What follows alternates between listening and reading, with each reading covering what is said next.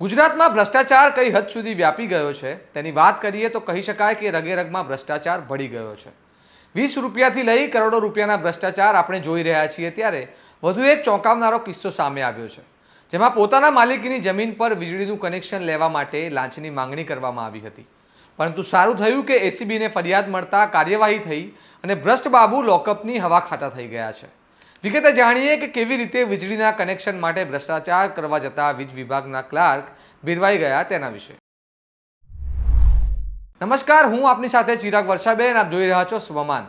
સુરતના કામરેજ ટોલ નાકા નજીક આજે ભ્રષ્ટાચારની રકમ લેવા આવેલા શખ્સનો ખેલ પડી ગયો હતો। વાત કંઈક એવી છે કે દક્ષિણ ગુજરાત વીજ કંપનીના કઠોરા સબ ડિવિઝનના ક્લાર્ક સંતોષભાઈ સોનવણેને પૈસા કમાવાની ખંજવાળ ઉપડી હતી, જેથી તેમણે એક વ્યક્તિને પોતાના માલિકીની જમીનમાં કોમર્શિયલ વીજળીનું કનેક્શન લેવું હતું તેને શિકાર બનાવવાનું નક્કી કર્યું હતું। સંતોષ સોનવણેએ વીજળીના કનેક્શન માટે આવેલા વ્યક્તિને કહ્યું હતું કે જો કનેક્શન જોઈતું હોય તો ₹70,000 ચૂકવવા પડશે તેવું જણાવતા અરજદાર તો રીતસર ભગવાઈ ગયો હતો કે સાલું મારી માલિકીની જમીન માટે કનેક્શન લેવાનું, છતાં મારે લાંચ શા માટે આપવાની। માટે અરજદારે આ મામલે એન્ટી કરપ્શન બ્યુરોને જાણ કરી હતી। એસીબીને જાણ થતાં એસીબીએ લાંચિયા બાબુ માટે કાયદાનો તખ્તો તૈયાર કરી એક છટકું તૈયાર કર્યું હતું।